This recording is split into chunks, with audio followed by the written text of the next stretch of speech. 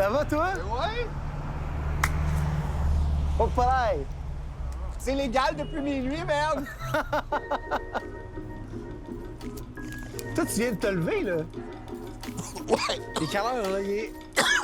Il est 4 heures du matin. Ouais. Je voulais vraiment être le premier. Bienvenue dans mon salon. Merci, merci. Good. Pourquoi tu voulais être le premier un matin? C'est vraiment symbolique. On est en 2018 et le pot vient d'être légalisé au Canada. C'est quand même quelque chose, là. Fait que tu célèbres, là. Ah, je suis en grosse célébration, là. J'ai même pleuré un petit peu quand je suis parti de chez nous tantôt. Non. Oui, man. C'est une journée historique aujourd'hui. C'est vraiment... C'est la grosse affaire. La file commence juste ici. C'est tellement de monde. Finalement, Hugo a bien fait de se lever à 3h30 pour être le premier parce que il est loin d'être tout seul aujourd'hui.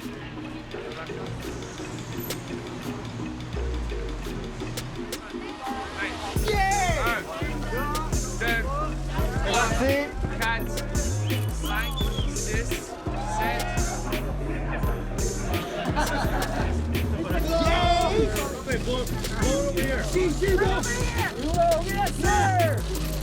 Donc, une page d'histoire qui est tournée aujourd'hui. Et on est en compagnie du premier client. Le 17 octobre 2018, le Canada est devenu le premier pays du G20 à légaliser le cannabis. We believe in legalization and regulation of marijuana because it protects our kids and keeps money out of the pockets of criminal organizations and street gangs. Mais tout le monde le sait, le gouvernement aussi, le marché noir va continuer à exister. La Société québécoise du cannabis estime qu'elle peut lui prendre 30 % de part dès la première année. Son objectif, c'est de se rendre à 70 % d'ici 5 ans. Mais ça, c'est loin d'être gagné. Avant la légalisation, le marché noir au Canada était estimé à environ 6 milliards de dollars. Une vraie industrie parallèle qui fait vivre des milliers de personnes qui n'ont pas l'intention de laisser aller leurs profits aussi facilement. Maintenant que le cannabis est légal, je veux savoir ce qui va arriver à ceux qui ont décidé de demeurer à l'extérieur du système, dans l'illégalité.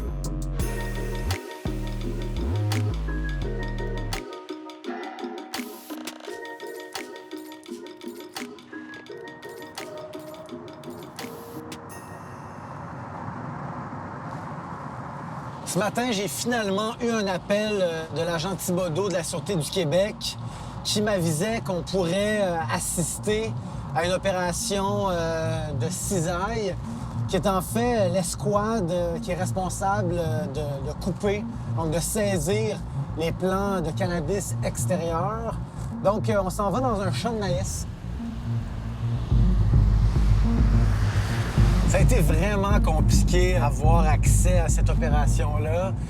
L'ironie, c'est que c'est quasiment aussi compliqué de se prévoir un tournage avec la Sûreté du Québec qu'avec des trafiquants de cannabis. OK, les voilà!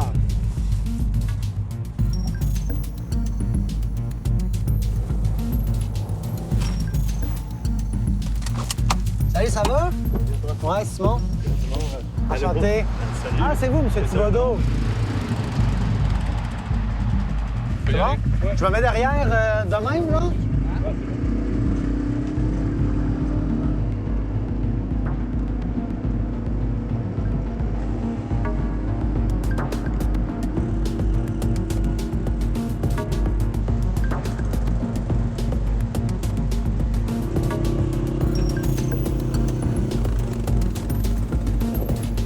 On est arrivé?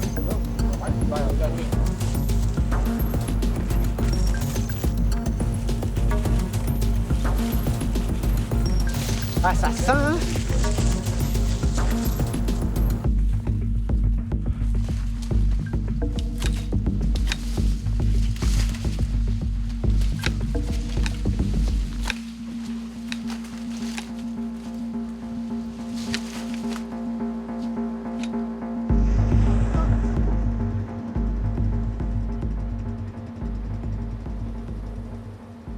Sergent Thibodeau, avez-vous vu un impact de la légalisation sur la production de cannabis? Nos chiffres sont pas mal stables.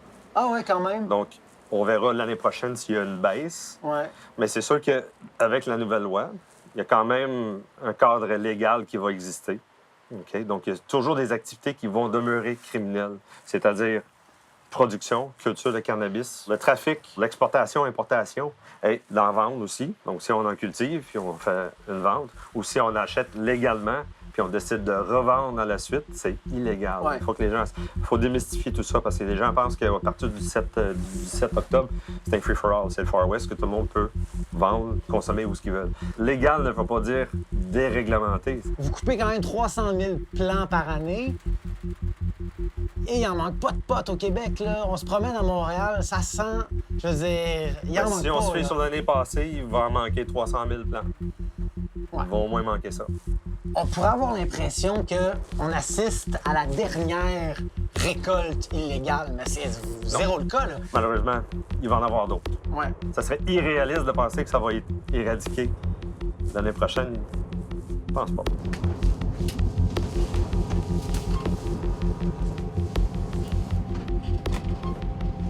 OK, donc il faut mettre ça. Et... C'est sérieux, les plantations légales de cannabis. Je visite la serre de Green Seal, un producteur autorisé de cannabis, pour rencontrer James Eves. Voilà. Ici, il mène un projet de recherche pour l'Université Laval. Il est économiste agricole et il a fait du marché noir du cannabis une de ses spécialités. Le gouvernement Trudeau a beaucoup parlé du crime organisé en parlant du cannabis. Ouais. Qui contrôle le marché du cannabis? Est-ce que c'est vraiment le crime organisé? C'est impossible à dire, mais c'est vraiment difficile pour moi à croire que le crime organisé contrôle le marché du cannabis. Pour une raison simple. C'est trop facile de produire et vendre le cannabis. Donc, c'est un marché décentralisé. C'est pas comme le coke. Si je veux vendre le coke, je dois faire l'importation, le contact, c'est cher. Donc, le marché comme ça, c'est beaucoup plus facile pour une organisation qui est organisée avec beaucoup de moyens de contrôler le marché. Mais le cannabis, messieurs, tout le monde peut cultiver la plante dans le sous-sol et ils peuvent vendre la plante à leurs amis. Donc, je suis assez certain que le marché n'est pas contrôlé par le crime organisé. C'est sûr, ils sont là, mais c'est pas le meilleur endroit pour la crime organisé, à mon avis. Mais il y a 20 ans, j'imagine, le crime organisé était plus présent que maintenant. OK. Ouais. Le plus réglementé une industrie, le plus une incitation pour le crime organisé d'être impliqué dans l'industrie parce que les marges de profit sont plus intéressantes. Il y a moins de compétition. Donc, finalement, plus on déréglemente une industrie, moins c'est intéressant pour le crime organisé. Oui, exact. Au Québec, les motards, la mafia ou les gangs de rue n'ont pas le monopole du marché du cannabis. On a plutôt affaire à une nébuleuse de producteurs et de vendeurs plus ou moins indépendants. Ça fait des mois que je parle avec un de ces trafiquants de cannabis. Un gars qui baigne dans le marché noir depuis plus d'une décennie. Il dit vendre plus de 45 kilos par semaine. C'est beaucoup de potes, mais c'est une goutte dans l'océan, sachant qu'il s'est consommé plus de 150 tonnes de cannabis au Québec en 2017. Peux-tu m'expliquer ce qu'on s'en va faire ce soir? On va aller chercher les plantes, la petite récolte de l'été. OK. On les a mis dans les champs de maïs. On les met là au début de l'été, on met de l'engrais de foudre, puis après ça, on revient jusqu'à la fin de l'été avant qu'ils se coupent les maïs. C'est pas chez vous, là? Non. Puis là, ce soir, tu t'attends à ce qu'on récolte combien de plants? Combien de plants? À peu près 450, je dirais. Puis si tout va bien, peut-être, je sais pas, ça va peut-être donner en hache, là, 40 à 80 000 peut-être. 40 à 80 000 de valeur de revente, là. C'est quand même du cash, là? C'est pas payé. C'est pas les vacances. Parce que là, on va ramasser ça. C'est quoi? Ça va prendre 2 heures si on va être parti? 2 heures. Qu'est-ce que tu fais, là? C'est ton lift? Ouais, c'est le lift qui est là, là. Il est arrivé? Ah, il est là. Bon, on y va.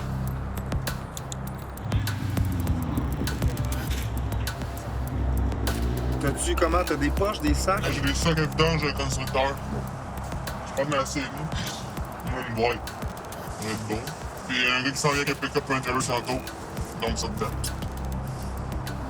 Nous autres, on revient en vente. On n'a pas que le weed jamais. Fait qu'on peut se permettre de pas changer tout de suite dans le bois. On arrive dans genre 1 minute ou 2. Là. OK. T'as-tu un petit fixe d'adrénaline? Ouais, là, je suis bon. Ça te fait. Passe de prêt à débarquer, puis on n'aura pas de lumière, là. Ouais. Est-ce que t'es prêt? Go. C'est barré. Oui.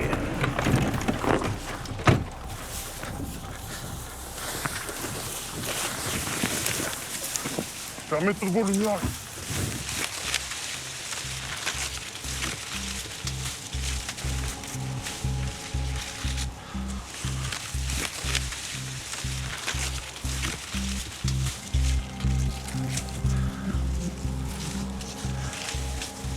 Avez-vous trouvé de quoi? Hein? T'as rien trouvé? Non. Aïe, aïe, aïe. Regarde, le gars, il est passé là, il a tout ramassé. Fait chier. Regarde là. Ça, là, c'est juste une branche. Ça, c'est une branche. Toute la plante, ça, on l'a fait voler. Non, on vient de perdre... Juste ici, il y avait un 10 000 facile, 20 000. Tu penses qu'il y a plus de vols cette année parce que ça Il y a réserve... beaucoup de valeur parce que les prix ont droppé. Comme les prix ont droppé, le monde n'a pas plus d'argent à vendre. Donc le monde vole. On n'a plus rien. Donc là, il reste comme 3 spots à trouver. Attends, je pense que j'étais plus à droite pour aller voir. Tu trouvé de quoi? Ils sont où, tabarnak? C'est sûr qu'il y a d'autres bandes quelque part ici, là. Non, ils sont ici, là. Tout a été coupé. Tout coupé? Ouais. Là, on a rien, là. On a genre... Ouais, j'ai même pas assez pour couvrir les frais que ça me coûte à soir. Ils ont tout coupé. Putain, tabarnak. Check les fucking troncs, man. Check les troncs, OK? Ça, là, ta plante, tu sais qu'elle fait 5-6 pieds, là. Là, le 600 de manque de partie, là. Qu'est-ce qui dit que c'est pas la police qui est passée? Non, il n'y a pas de banderole. Ah, il y aurait eu des banderoles ou Ouais, des... les banderoles, c'est la police. On s'en va à agence au voleur, là. On s'en fout qui c'est qui a volé les sites, on va trouver les gars qui ont volé des spots. Parce que tout le monde se vante qui ont volé des spots. On les trouve, puis on les pète, puis on les vole. Puis là, 2 ans, j'ai trouvé le téléphone d'un gars qui a voulu me voler. Lui, on a pogné ses enfants à garderie, puis même, il ne l'a pas volé. Non. On va fermer les caméras, on va prendre 2 minutes. Puis là, la vie est pas cool, là.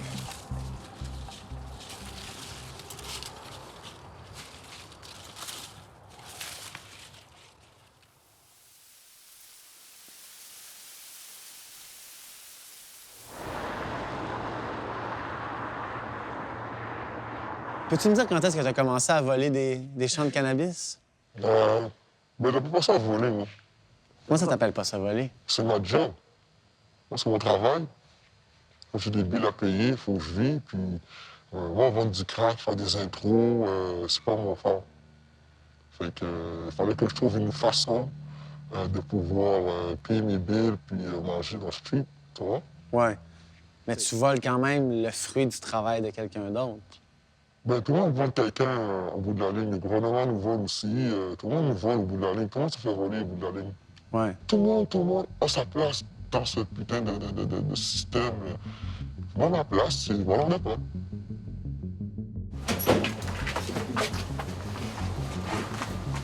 Tu peux rien faire. Tu ne pas voler ton pain. Surtout pour des gars comme nous qui ont développé une technique. On sait mettre des X sur des villes. On met des X sur la ville. Ouais. C'est parce qu'on est 4 équipes qui le sont volés. Fait qu'on a croisé tous les gens qui avaient là, puis on a tout ramassé en complet. Maintenant, on finit les villes. Comme ça donne moins de chaleur.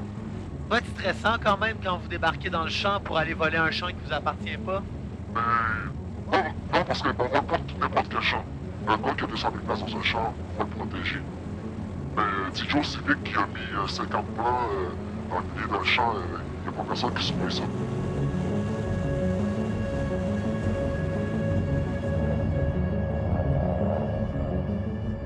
Tu vois là, il y a un champ de maïs là. Là, il est vide, le champ de maïs. Mais tu vois, lui, il n'a deux au fond par rapport. 3 trous en arrière par rapport, ça, tu sais que c'est ça. Parce que ça par rapport, c'est 3 trous en arrière. Mais c'est très loin. Est-ce que toi, t'en as déjà fait pousser dans des champs? Pourquoi? Ben, je sais pas. Ben non, je l'ai gratuit. Moi, je l'ai fait pousser. Pour faire voler moi-même? Ben non. C'est Garanti, tu fais voler. J'ai montré on est en haut, on est ça. Qu'est-ce que tu vas cacher à qui, là?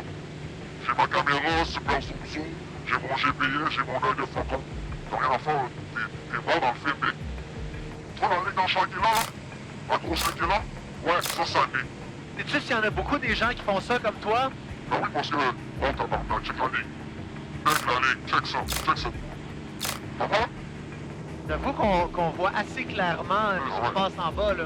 Tu vois tout, ça, je te le dis. C'est désarmant à quel point c'est simple, là. On envoie les équipes. Mais ça l'est. Ça l'est. Garanti, check ça. 3 lignes fermes. T'as vu? Ouais. Check les grosses lignes là-bas, oh, tabarnak. Là, ta voix est verte. T'en vas-tu? Tu peux pas arrêter mon équipe. On débarque, mais c'est la Normandie, puis non, on arrache tout. Vous êtes combien? On peut aller jusqu'à une cinquantaine de personnes. Quand même. Ouais, c'est une grosse équipe, ben oui. Tout le monde mange. Tout le monde mange. Hop, c'est ça. Oh my god. Excellent.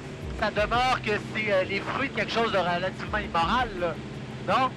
Voler quelqu'un, à la base, c'est une activité criminelle. Ouais, mais nous aussi, ils volent. Et lui? Ben, les gars qui ont planté, ils ont pas le droit d'aller mettre ça dans les champs de nos personnes. Mais là, tu te prends comme pour Robin des Bois? Ouais.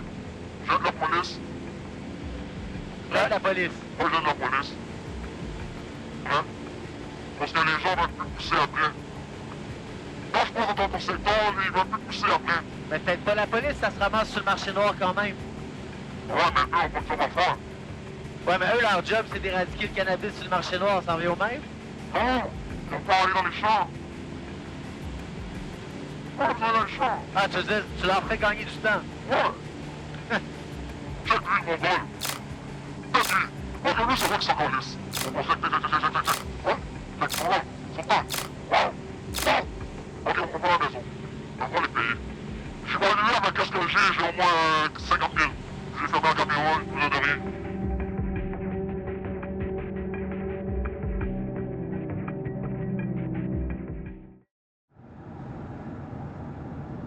L'entente avec le voleur, c'était de nous montrer son modus operandi du haut des airs.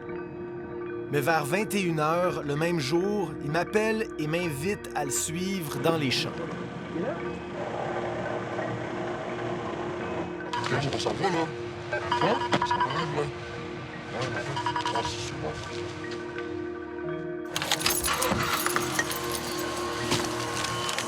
J'espère qu'ils vont pas rouler en esti de malade parce que moi, je suis pas un fou.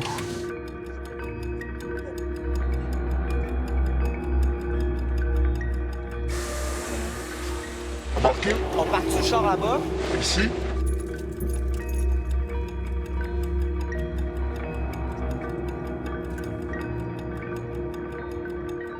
Les gars, préparez-vous, hein. C'est bientôt. C'est bientôt? Ouais. Tout le monde sera à droite. À droite? Ouais, à droite, par petit bonhomme.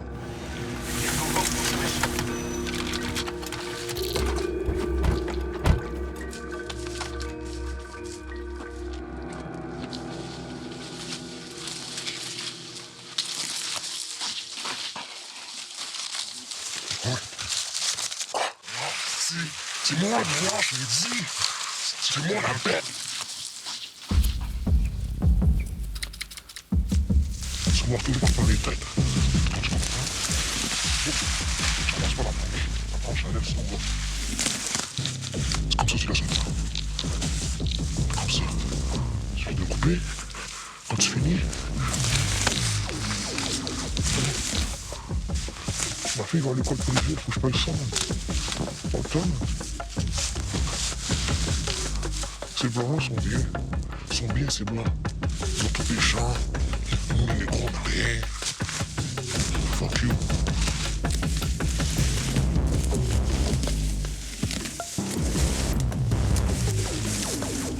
Donc, tout est absolument pas surpris qu'on l'ait trouvé aussi vite. Comment je sais pas? Es-tu surpris? Moi, ça m'a... Pas moi, je l'ai dit. Je l'ai dit, si tu fais ma parole, c'est qu'est-ce que je t'ai dit qu'on a fait, qu'on a vu. C'est exactement J'ai ça. dit passer, non. J'ai tenté les rangs, j'ai tout là que je leur ai dit, je vais faire, là. Oui, c'est simple que ça. C'est pas pour voler, plante pas. C'est films. C'est la vraie réalité. Et le monde font ça, des films. Nous, on le fait pas, le vrai. Fait le monde qui va regarder ça à la télé, là, vont capoter, là. Quand t'es pas de pote, parce que l'avenir te le prend. T'es pas fait la nuit. Faut que tu le saches.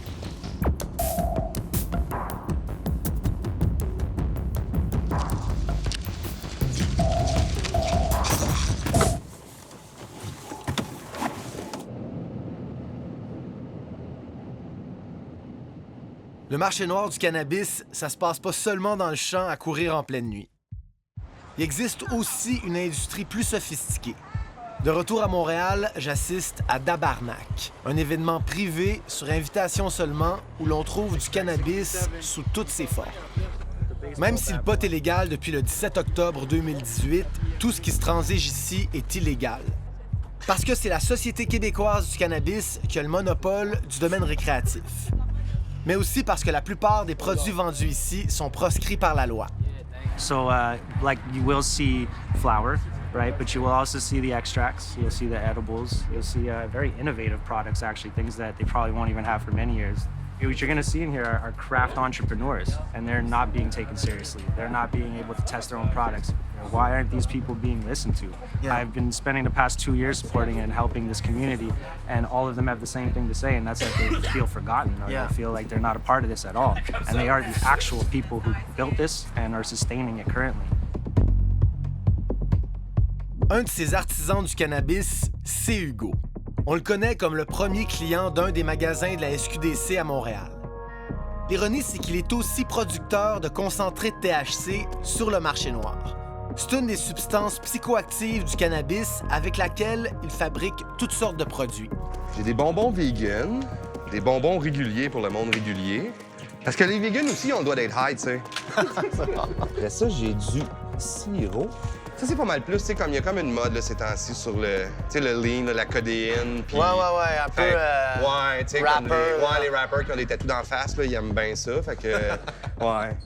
Ça, c'est un de mes amis qui est bouché, puis qui s'est dit, écoute, Hugo, on peut-tu faire une collaboration THC et viande? J'ai fait comme, oui, s'il vous plaît. Fait qu'il a commencé à me faire des tourtières. L'année passée, il m'a fait des tourtières, il était malade. Fait que c'était 1000 mg. T'as fait des tourtières? Des tourtières au THC. Même pas au cannabis, même au THC. Au THC, ouais. Fait que ça pouvait geler 10 bonnes personnes avec une tourtière. Ouais. Puis ça, c'est tout toi qui fais ça, là? Tout moi. De A à Z. Fait que toutes mes mains ont touché, ben, avec des gants, à ces produits-là. Tout ce qu'il y a ici est illégal, là. Oui, clairement. Puis je te dirais, c'est pour ça qu'on le fait dans un endroit privé. C'est pour ça qu'on s'affiche pas. Ouais, la date était pas connue. Ben, en fait, le lieu était pas connu. L'endroit était pas connu. Comme un rave dans le temps. C'est pour minimiser les faits qu'on ait de la visite. Faut qu'on prenne le risque. Parce que, comme je te dis, il y a une grosse demande pour ces produits-là. Tout ça va être parti, tout ça, là. Tout ça. Ouais. C'est... Ouais. À tous les événements, je suis sold out. On essaye de se distinguer, justement, pour que le monde arrête de penser que les stoners, c'est juste des gelés qui jouent au Nintendo puis qui font rien de leur vie. Regarde, on est capable d'organiser des parties où est-ce qu'il y a pas de bataille, il y a rien qui se passe à part du gros love puis de la business puis c'est ça.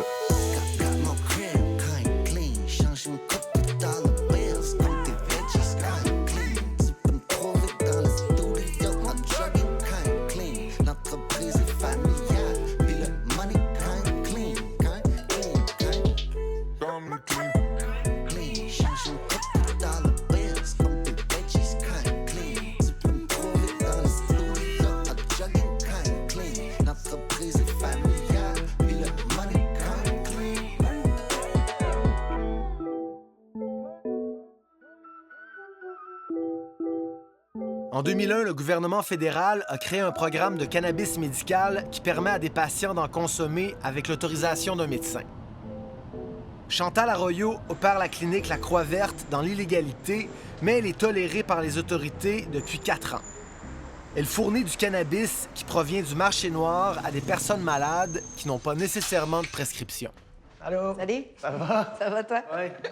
Toi, tu viens du milieu festif quand même, là, Overbase, Collectivo, les Faux-Fun électriques. Ouais. Ton passage vers le médical, il s'est passé comment? En 98, je revenais d'une tournée avec Overbase. J'habitais au-dessus de l'échange de seringues sur Ontario.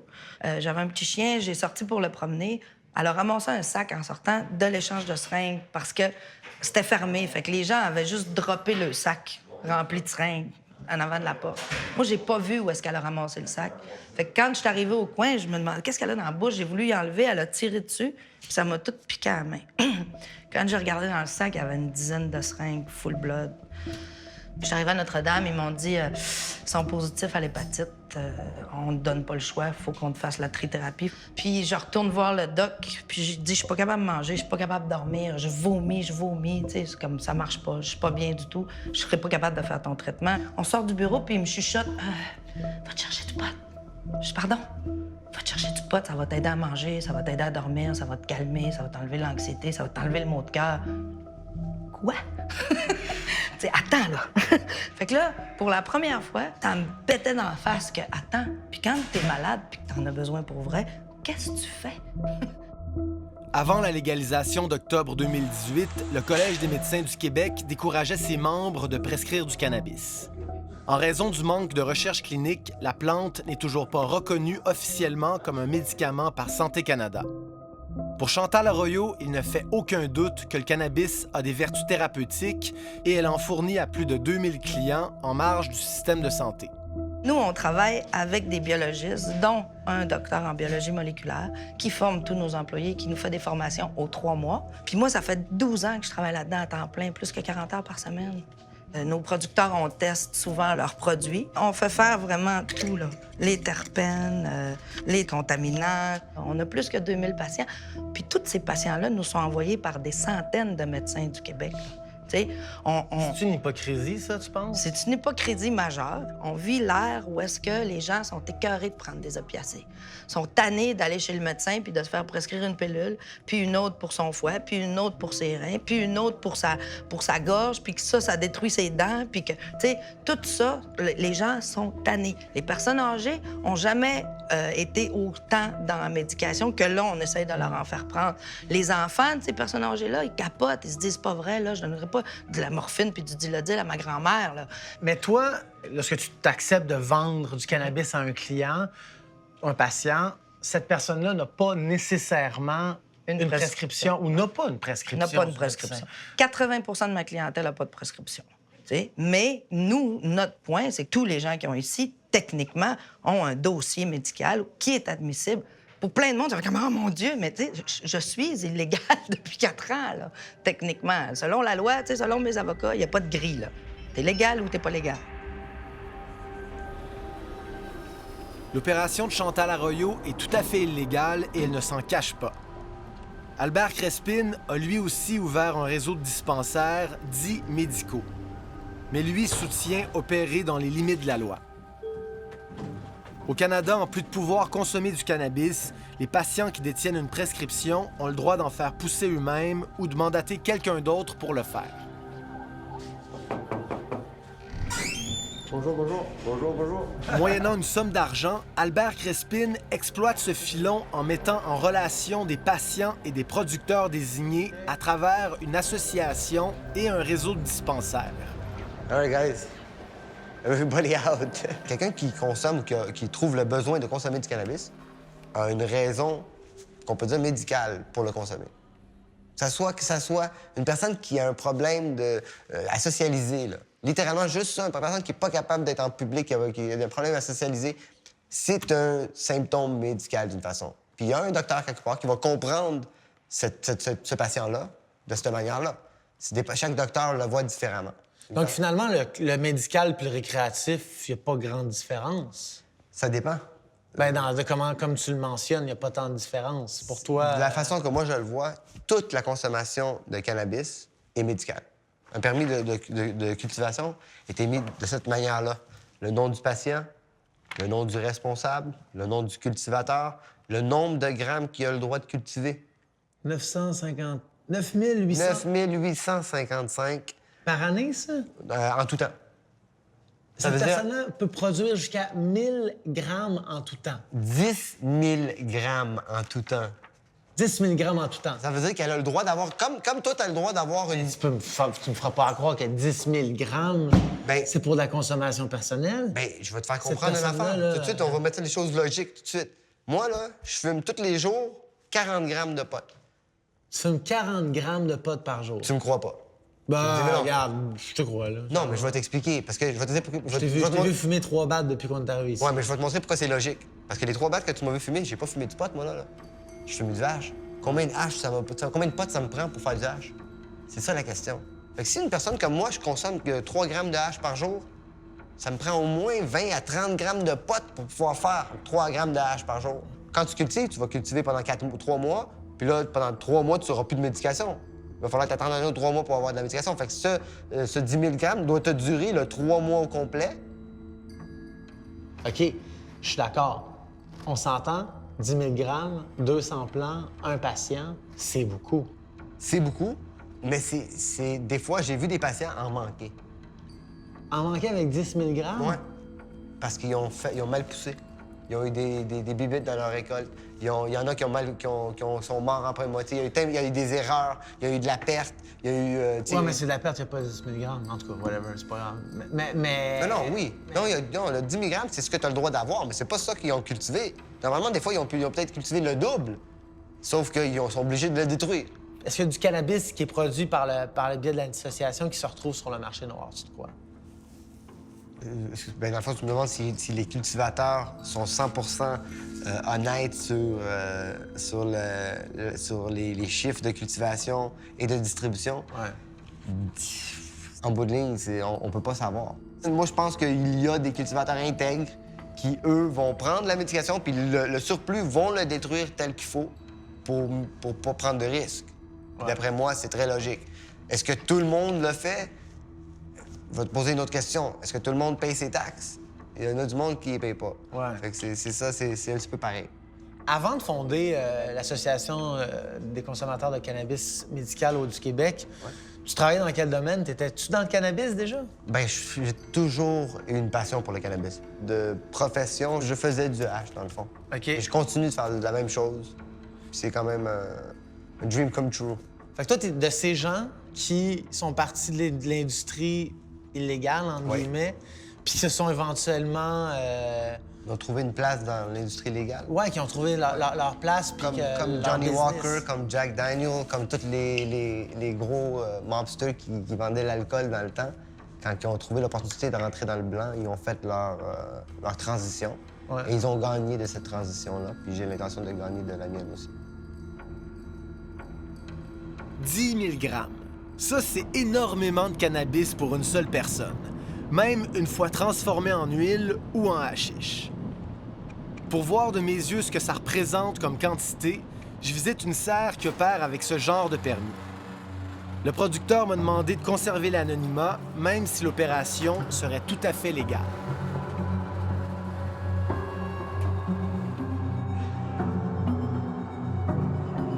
Si tu veux être celui qui est exceptionnel, puis celui qui passe à part de tout le monde, il faut le faire à partir des graines. Parce qu'une fois que tu l'as trouvé, la plante, tu vas faire de l'argent. OK. Donc ça, c'est le début. Oui, on vient juste on a commencé avec 2 semaines de clonage. Ça ici, c'est l'engrais, c'est ça? Dans ce moment, oui, on fait... C'est quoi, de l'eau distillée? D'autres plantes de quoi, genre 2 mois, quelque chose comme ça? Ouais, peut-être 1 mois et demi, 1 mois. Je pense que ça, c'est plus mature maintenant. OK, là, on parle. Puis là, tout ça ici est légal. Oui. 1500 plants, 4 personnes. Oui. Ça fait quand même beaucoup de potes, là. Oui. 4 personnes. Oui, oui. On s'entend, là? Oui, oui. Donc, il se retrouve où, ce pot-là? C'est strictement médical? Dans ce cas-ci, oui, c'est strictement médical. OK. Oui. OK. Eux autres, ils ont leur licence.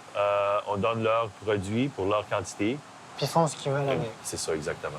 C'est facile d'avoir une licence, non? D'après moi, oui. Maintenant, c'est les docteurs qui produisent une prescription. Puis avec ça, tu as le droit de faire une application de production. Oui, oui. C'est vraiment autour de Health Canada de faire des vérifications. Je suis sûr qu'ils font des appels, mais à la fin, c'est le docteur qui doit expliquer pourquoi tant une grosse licence pour un patient. C'est ça. So, it's a little dirty in here. It's too bad. 3 days ago, all these racks were filled. C'est ça. Fait que là, éventuellement, vous remplissez tout ça, là. Oui. Après, il y a une période de curation qu'on met. Puis, Encore ça, Purple Kush, c'est ça? Oui, pas mauve. Je vais juste checker mon téléphone, excuse-moi. Non, vas-y. T'sais, on s'entend-tu que ça fait beaucoup de cannabis pour 4 patients? Lundi, mardi, mercredi.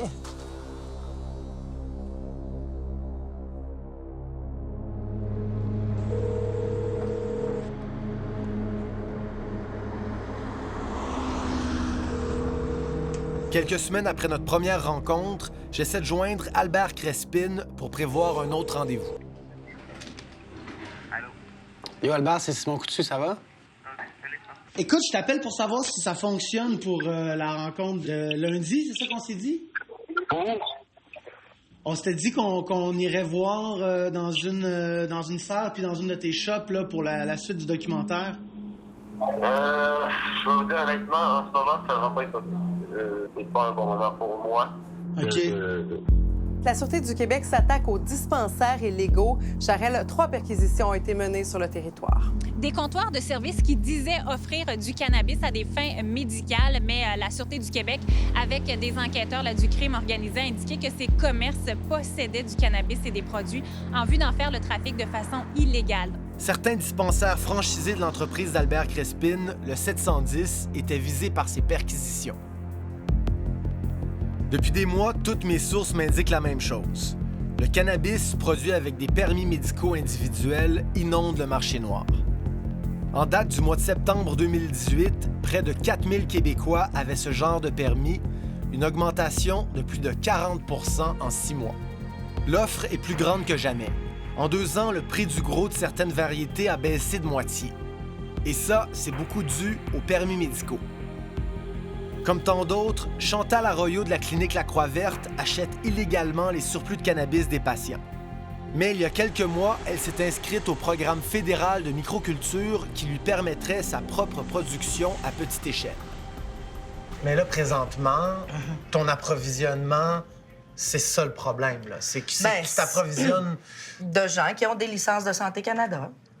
Pour eux, mais pas pour vendre de cette façon-là. Mais... Normalement, leurs surplus sont pas supposés te le vendre, ils sont supposés de mettre de la litière à chat dedans. Mettre de la litière à chat puis de le détruire, mais c'est là que tout le challenge il se passe tout le temps. C'est là que tout c'est questionnable. Je veux dire, pourquoi c'est bon pour moi qui est malade, mais c'est pas bon pour l'autre qui est malade qui a la même affaire à côté, tu sais. C'est pas mieux qu'elle l'acheter sur Internet. C'est quoi l'avenir pour toi dans cette industrie-là? Bien là, nous, on est quand même, avec les micro-licences qui viennent d'apparaître, c'est quand même là qu'on se dirige. Normalement, si tu suivais le courant, si je suis le courant, tu devrais mettre une pause à ta business, attendre d'avoir une micro-licence. Puis attendre qu'il légifère pour les suppositoires, puis attendre qu'il légifère pour tout, tu sais. Fait que c'est trop long, je peux pas. Moi, tant que mes patients ne sont pas capables d'avoir exactement le même service, je vais l'offrir, parce que c'est primordial pour eux. Là, on s'en va voir Christine et Nathaniel. Ouais. Peux-tu m'expliquer, en fait, le cas de ce petit gars de 4 ans-là? Depuis que je travaille dans des centres, j'avais jamais vu ça. Tu sais, c'était beaucoup de conditions. 5 opiacés en prescription, dont du fentanyl, puis il n'y a pas 4 ans encore. Plusieurs interventions chirurgicales. Sur papier, je me posais même la question, genre, qu'est-ce qu'on va trouver, là? Est-ce qu'on l'aide vraiment? Tu sais, moi, quand je suis allée le voir... ses yeux, ils ouvraient pas, là. T'sais, il était en convulsion constante, là. On a commencé le THC. Le soir même, elle m'appelle à 10 h du soir, puis elle me dit « Je le berce, puis il me regarde. » C'est jamais arrivé en 3 ans. Bonne fête, bonne... Atteint d'épilepsie et d'autisme, Nathaniel est né prématurément à 27 semaines. Âgé de 4 ans, il a subi près d'une centaine d'interventions. Chaque jour, ses parents lui administrent des suppositoires de THC fabriqués par Chantal. Le traitement remplace presque tous les médicaments qu'il prenait auparavant. Non, il vit bien. Cet enfant-là, il y a 5 bouts de plastique dans son cerveau. Moi, tous les jours, c'est pas parce que c'est mon enfant, je suis pas toujours objective, là, mais le cannabis, là, a apporté que Nathaniel est conscient de nous, que t'es là, que Chantal est là. Les médicaments que Nathaniel prenait pour ça, ses crises Puis, C'est pas juste une ces folie. médicaments-là, ça a donné, écoute bien ça, ça a donné que mon gars, là, il peut plus boire par la bouche, Ouais. il n'a pas même des choses. M'excuse, là. Puis, deuxièmement des choses, c'est à cause de ça, j'ai mis un Mickey, moi, dans le ventre. J'en aurais pas mis de Mickey. Moi, j'aurais commencé avec le cannabis en partant, là, pour les écouter, eux autres, là. Quand tu dis le Mickey, juste... C'est une gastrostomie. Ça, c'est la gastrostomie à Nathaniel. Il se l'arrache pas? Ben oui. Ouais. Oui, c'est le fun au bout. Pouf! Mais c'est pas mal, là. Mais, je veux dire, Chantal, je veux dire, sa clinique œuvre en marche, tu sais, dans une zone grise. Puis vous, est-ce que ça vous posait problème à ce moment-là, de vous approvisionner de cette façon-là? Moi, personnellement, là, si ça n'aurait pas été les avantages, je n'achetais pas de personne d'autre. Mais ça, c'est clair. Tu comprends? Je m'aurais pas lancé au noir totalement pour avoir... Parce qu'on a attendu pour on Mais voit... Mario, Tu sais, on voit sur YouTube des petites affaires qui mettent des gouttes dans la bouche, là. Là, il y a la légalisation qui est en cours en ce moment. Qu'est-ce que ça va changer pour vous? Qu'est-ce que tu espères de... Pour moi, ça change pas rien, ça m'inquiète. On l'entend, là, dans les réseaux sociaux, dans les nouvelles, là, comment est-ce qu'il y a des troubles avec la production. L'approvisionnement. Fait imagine l'approvisionnement pour nous, là, avec la légalisation, là. Moi, ça m'inquiète beaucoup, là. Ouais. Parce qu'on le sent dans notre entourage que les gens vont plus consommer ou acheter vers le médical. Vous avez besoin de Chantal, là. C'est un peu de Ben, paix de la croix verte, là. C'est pas un besoin, c'est une survie, c'est une nécessité. Si on nous exigeait de fermer, j'avais peur qu'on perde tu sais, qu'on n'arrive pas à y fournir son médicament puis qu'on retombe en arrière. Je considère qu'on a trop avancé avec nos patients puis on peut plus se permettre de reculer. Les suppositoires de THC ont changé la vie du petit Nathaniel. Mais les effets à long terme de ce genre de traitement sont toujours inconnus. Le cannabis est loin d'être une nouvelle plante, mais la recherche médicale en est à ses balbutiements.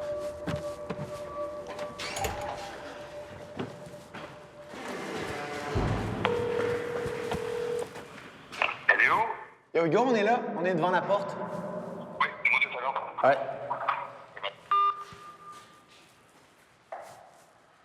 Toi, la légalisation, à date, ça a été une super aubaine. C'est le meilleur jour de l'année, je te dirais. Le lendemain de la légalisation, j'étais sold out en produits. Toi, t'as tout vendu le lendemain? J'ai tout vendu mes produits. Parce qu'il y a beaucoup de monde qui s'attendait à avoir des huiles, à avoir beaucoup d'autres genres de produits disponibles à la SQDC qui étaient pas du tout disponibles. Il y a un super gros marché pour ça, là. Oui, monsieur, madame, tout le monde veulent avoir leur petit joint, mais je pense pas qu'on va pouvoir construire une business ici au Québec juste là-dessus. En tout cas, je veux dire, il y a une diversité qui existe. Oui. Puis toi, t'aimerais qu'on l'exploite. Ah, c'est sûr.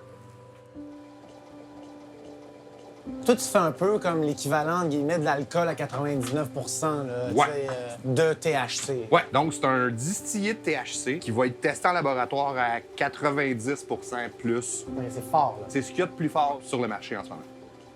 Et là, on a quand même une belle écoulement. C'est assez joli. Toi, tu trouves ça encore beau après toutes ces années? Tout le temps.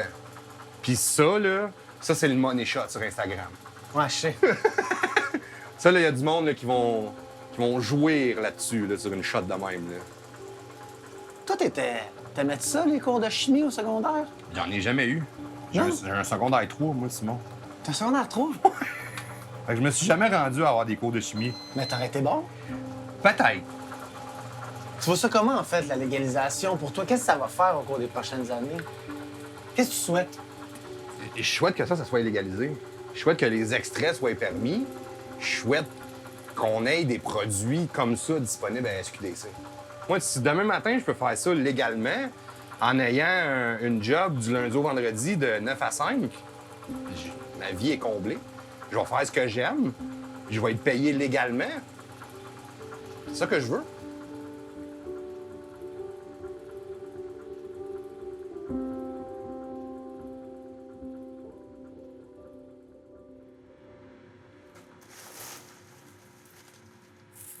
Tout ce qui est ici présentement, c'est ce que t'as volé dans le champ, finalement. Hey, ça en fait. Ouais, je l'avais dit. Là, tu vas faire du hash avec, là. Ouais, là, c'est mon matériel. Qu'est-ce qui a fait en sorte que tu te retrouves dans le domaine du cannabis? Mais je vais pas à l'école, je travaille pas. J'ai pas de job, j'ai pas de diplôme. Faut bien que je fasse de quoi? Faut bien que je paye, que je vive. Je vais faire comment pour vivre? Moi, j'en ai non, hein?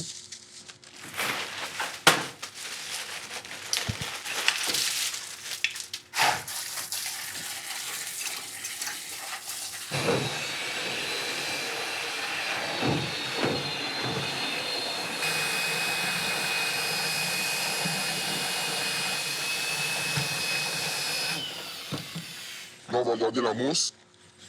Es-tu bien mousseux? Ouais, c'est bien mousseux, là. Oh! Tu vu ça, man? Ça, c'est comme la crème. Oh! On va voir la boulette ou quoi? On hache, c'est la couleur. T'es-tu content? Comme tu vois, c'est vraiment bien payé, là, qu'est-ce que j'ai fait? C'est ridicule. Mon premier sac que j'ai fait 3500 piastres. C'est de l'argent, 3500 piastres. Ouais. Pour travailler chez McDo, puis alors, 3500 piastres cash. Tu vas faire des heures. Ouais. Là, tu viens de faire comme 200 grammes de hashish. Hein? Tu sais que tu pourrais prendre 14 ans si tu faisais prendre avec ça? En tout cas, jusqu'à 14 ans. Ouais, je sais, c'est fou. On dirait que j'ai mon but dans le cul. Tu vas continuer? Calice, je fais les billes. Il y a du monde qui font plein, ils font les roues.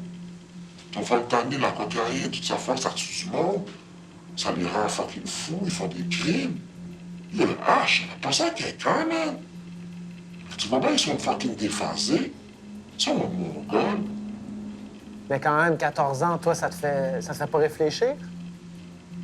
Je suis comment pour payer mes billes? Je fais mes billes. Pas le choix. Pour éventuellement, je sais pas, trouver une job légitime? Non, ça, c'est dans le meilleur des mondes. Puis je vis pas dans le meilleur des mondes. Fait que, je fais avec. Depuis que le cannabis est légal, la répression est plus lourde que jamais pour les producteurs et les trafiquants. Jusqu'à 14 ans de prison, alors que les contrevenants risquaient 3 ans maximum auparavant. C'est à ce genre de peine que s'expose Ludovic, qui n'a pas freiné ses opérations depuis qu'il s'est tout fait voler dans le champ. Toi, qu'est-ce que tu fais en ce moment? On va remplir les tubes pour que... Après ça, on va le shooter avec du butane, puis c'est là qu'on va faire l'huile. Ça peut pas être dangereux de faire ça dans une maison, éventuellement? Dans une maison, ouais. C'est vraiment dangereux, à mon avis. Mais je le fais pas.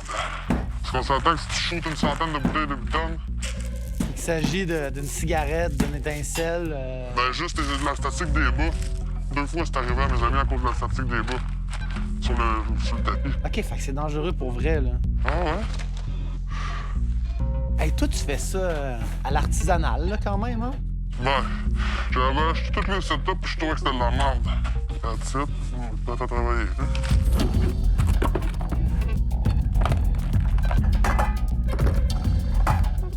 Fait que là, tu mets du butane là-dedans. Ouais. Puis il va y avoir de l'huile de cannabis qui va en sortir en bas. Ouais. T'aimes-tu ça, faire ça? Donc, j'ai toujours aimé ça, là. J'étais un peu tanné parce que le monde sont fous, là. Moi, je faisais ça, si je jouais pas dans les autres dopes parce que le monde était dangereux avant, mais si maintenant, c'est quasiment rendu pire dans le weed que dans la poudre. Fait que... Pourquoi c'est pire dans le weed que dans la poudre? Ah, le monde, je sais pas, man, ils sont rendus paresseux, ils veulent de l'argent, puis il y en a beaucoup qui en ont perdu, puis le monde doit le sortir vite, fait qu'ils volent. OK, ça commence à couler, là. Ouais. T'en penses quoi, finalement, de la légalisation après plusieurs mois? Tout le marché noir, il est bien plus pénalisé.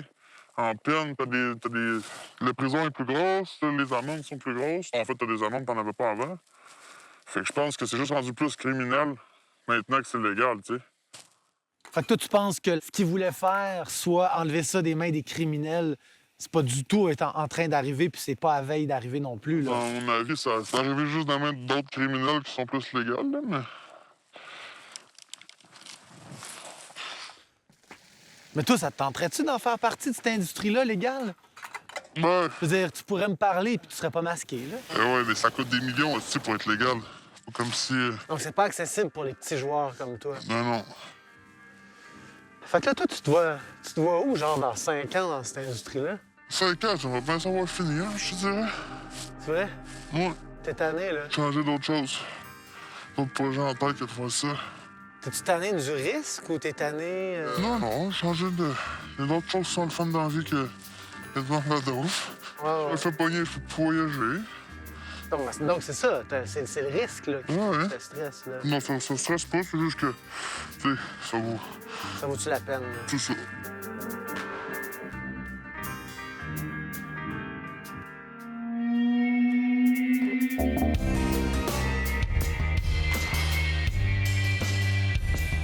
Avec la légalisation, le gouvernement fédéral veut prendre la place d'une économie qui existe depuis des décennies. C'est une opération extrêmement complexe qui peut prendre du temps.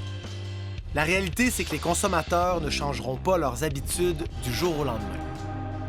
Chantal, Hugo, Ludovic, Sylvain, tous se retrouvent aujourd'hui à l'extérieur du système proposé par le gouvernement. Il y a plusieurs mois, je croyais que la légalisation du cannabis aurait raison de certains d'entre eux. Mais manifestement, c'est toujours pas le cas. Il est aujourd'hui trop tôt pour juger du succès de la légalisation, mais c'est clair, le marché noir n'a pas dit son dernier mot.